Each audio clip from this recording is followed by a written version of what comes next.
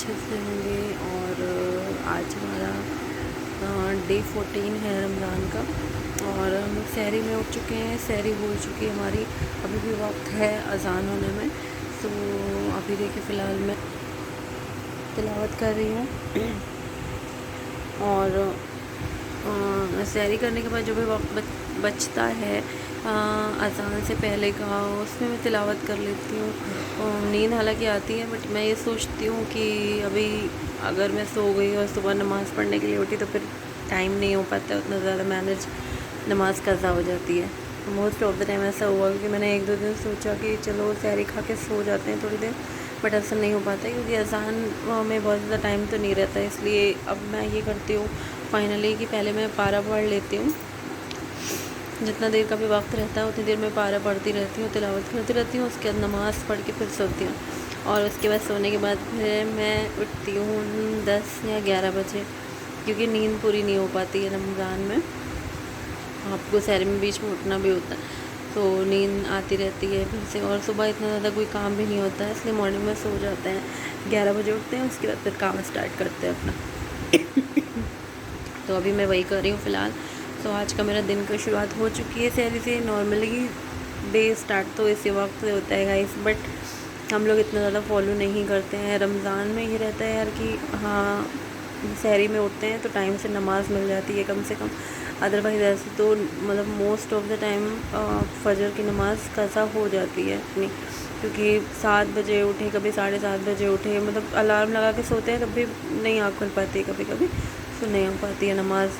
But ये है कि रमज़ान में ये अच्छा रहता है कि आप सहरी में उठते हो तो आपको फजर की नमाज़ टाइम से मिल जाती है कम से कम, तो ये चीज़ बहुत अच्छी रहती है। तो आज का डे 14 है हमारा रमज़ान का। तो सारे रोज़े को तो मैं व्लॉग नहीं बना पाई हूँ, बट ये कि आज से इंशाल्लाह ताला कोशिश करूँगी कि कंटिन्यू मैं जो भी मेरे डे 14 है, 15, 16 सारे का ही मैं रूटीन शेयर करूँगी आपके साथ। और तो बस इतना ही आज के लिए। अभी फ़िलहाल मैं पारे पढ़ रही हूँ और इसके बाद अज़ान हो जाएगी 10 मिनट में, नमाज़ पढ़ूँगी फिर सो जाऊँगी। उसके बाद दिन में आपको दिखाती हूँ कि और कल के क्या क्या प्लान है, क्योंकि कल का कुछ शूट का भी प्लान है ईद का, तो वो भी इंशाल्लाह ताला आपके साथ शेयर करूँगी। एंड कुछ प्रोडक्ट्स भी आए हुए हैं कोरियर से, तो अमेज़ोन से मैंने ऑर्डर किए थे, तो वो भी आपके साथ मैं शेयर करूँगी कल, ठीक है। So keep watching my videos. तो फाइनली नमाज़ हो चुकी है मेरी फजर की अब, और अब मैं जा रही हूँ थोड़ा सोने के लिए। और अभी 4:30 बज रहे हैं, नमाज़ पढ़ ली है, तिलावत कर ली है, अब सोने जा रही हूँ। अब जब उठूँगी तो फिर आपके साथ शेयर करूँगी कि आगे का मेरा क्या रूटीन है एंड कल के क्या क्या प्लान है। तो अभी फ़िलहाल बहुत तेज़ नींद आ रही है और सोने चलते हैं, ठीक है। सो बात करते हैं आपसे कल सुबह इत्मीनान से इंशाल्लाह ताला। ये देखिए कितने ज़्यादा डैमेज एंड ड्राई हेयर्स हैं मेरे। सबसे ज़्यादा यार मैं अपने बालों से परेशान रहती हूँ। मुझे इतना स्किन का उतना ज़्यादा नहीं रहता है, क्योंकि देखो यार उतना ज़्यादा देखो ध्यान नहीं देती हूँ, बट फिर भी स्किन सही है, ठीक ठाक है।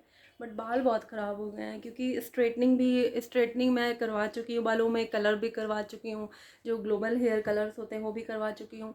सो डेफिनेटली बालों को ख़राब तो होना ही था, क्योंकि वो लोग इतने ज़्यादा केमिकल यूज़ करते हैं बालों को आपके स्ट्रेट करने के लिए। तो उसका रिज़ल्ट तो मुझे पहले ही पता ही था, बट स्टिल मैंने कराया है। तो अभी चलिए ये स्पा करके देखते हैं, आई होप इससे कुछ अच्छा रिज़ल्ट निकले। ये देखिए हेयर वॉश कर लिया है मैंने, एंड अब फाइनली मैं ये हेयर मास्क यूज़ करने जा रही हूँ। ये वैसे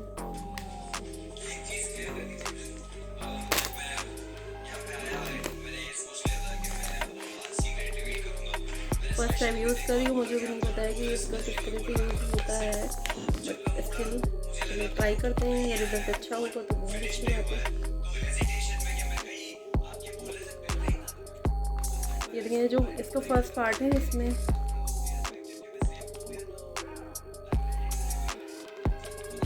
मास्क है, मास्क को निकालते हैं। ये देखिए मास्क है,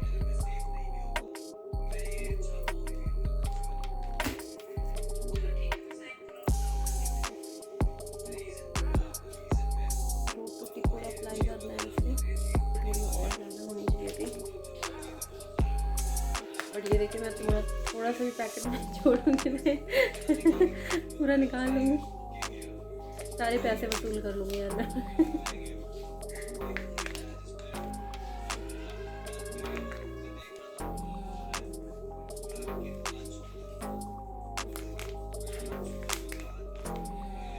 ठीक है, सो ये मैंने अच्छे से अप्लाई कर लिया है अपने पूरे बालों में और अब ये अप्लाई हो चुका है। और अब जो नेक्स्ट स्टेप है इसका वो है स्टीम कैप लगाना। तो मैं स्टीम कैप लगा लेती हूँ।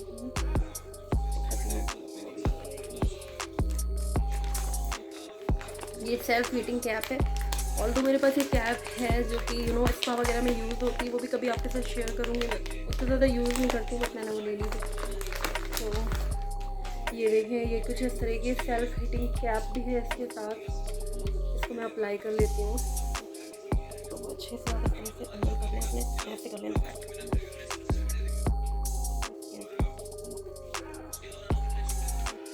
सारे बाल मैंने इसके अंदर कर लिए हैं। और अब आपको क्या करना है कि ऐसे थोड़ा सा, और रियल में ये हॉट है यार, हीट हो रही है रियल में ये कैप। आई डोंट नो ये किस प्रोडक्ट की बनी हुई है, क्या है इसमें।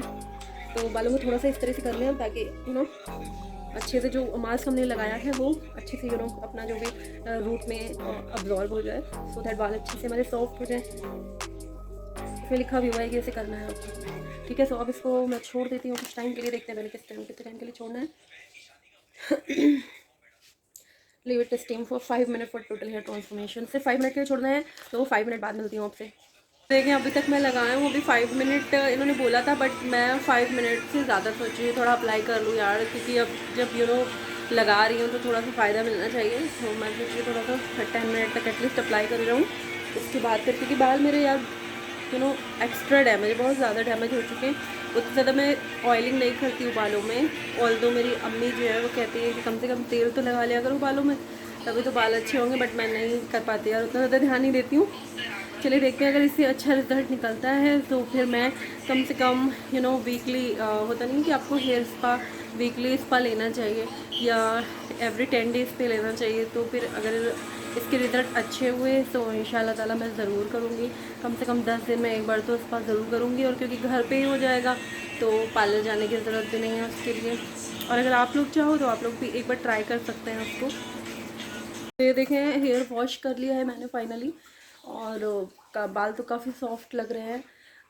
काफ़ी अच्छे से स्पा हो गया है बालों में, अच्छे से नरिश हो चुके हैं हेयर्स मेरे। बट एक चीज़ जो इसमें मुझे नहीं सही लगी वो ये था कि इसका अमाउंट जो मास्क का है वो बहुत कम है, यानी कि क्वांटिटी कम है। क्वांटिटी थोड़ी और होनी चाहिए थी। बाकी सारी चीज़ें बहुत अच्छी हैं। मास्क बहुत अच्छे से अप्लाई हो चुका था। बाल देखिए थोड़े से हैवी हैं, इसलिए क्वांटिटी मुझे लगा कम है। और जिन लोगों के बाल लंबे होते होंगे और डेफिनेटली अगर वो स्पा करना चाहते होंगे तो देयर अ प्रॉब्लम। तो इसमें आई थिंक क्वांटिटी थोड़ी सी और ज़्यादा होनी चाहिए थी। बाकी सारी चीज़ें बहुत अच्छी हैं। बाल बहुत सॉफ्ट हो चुके हैं। मैं कोई भी हेयर सीरम यूज़ कर लेती हूँ बाल ड्राई करने के बाद। आपको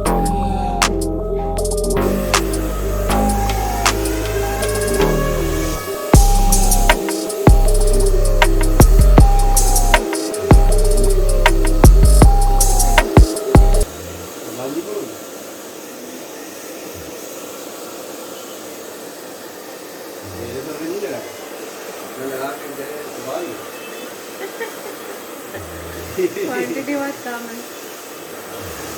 मेरे बालों में लगी ख़त्म हो गया, अब नहीं है। थोड़ा तो देना चाहिए, बढ़िया नहीं।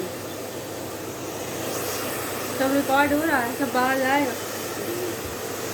रिकॉर्ड हो रहा है तो क्या हुआ? तो ये देखिए फाइनली ये हेयर्स हैं मेरे आफ्टर स्पा। अच्छा है, बस क्वांटिटी थोड़ी और ज़्यादा होनी चाहिए थी, क्योंकि मेरे बाल तो चलिए छोटे हैं, फिर भी मुझे क्वांटिटी कम लगी। बट जिन लोगों के लेंदी हेयर होते हैं उनके अकॉर्डिंग क्वांटिटी थोड़ी ज़्यादा होनी चाहिए। 300 समथिंग का था ये, आई थिंक 350 रुपये का था।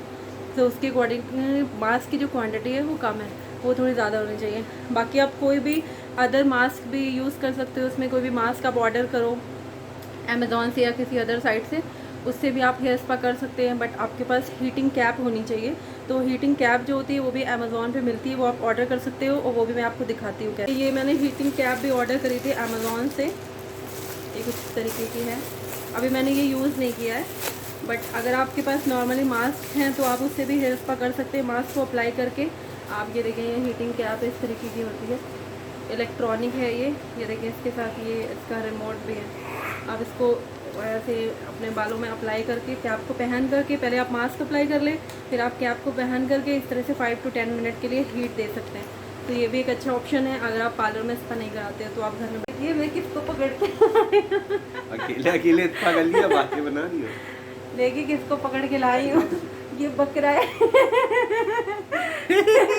ये बकरा है, इसकी बकरियाँ भी दाढ़ी है। और जब ये रोज़ा रखता है तो देखिए इसका मुंह कितना छोटा हो गया। लेकिन रोजे से है ना यार, तो हम लोग को लड़ाई नहीं करनी।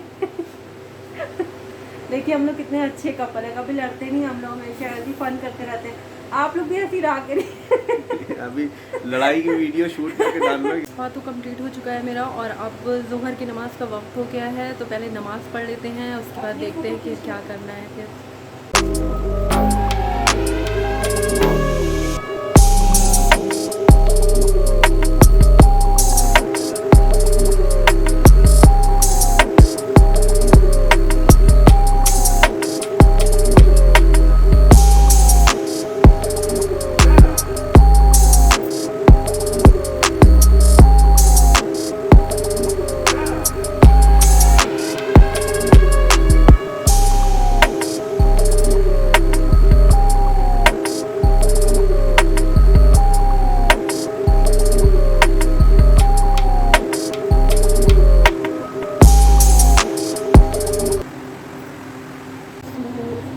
फाइनली अब नमाज़ हो चुकी है गाइस मेरी। थोड़ा सा तस्बीह पढ़ूँगी, तिलावत करूँगी, उसके बाद फिर थोड़ा सा रेस्ट लूँगी मैं, एंड देन उसके बाद आप लोगों से मिलती हूँ। सो गाइस फाइनली मैं तैयार हो चुकी हूँ और आज का रोज़ा हम लोग बाहर ही खोलेंगे क्योंकि सिस्टर को मेरी कुछ काम था काफ़ी इम्पोर्टेंट और हम लोगों को टाइम से निकलना भी था, वहाँ पर पहुँचना है 6:30 बजे के बाद।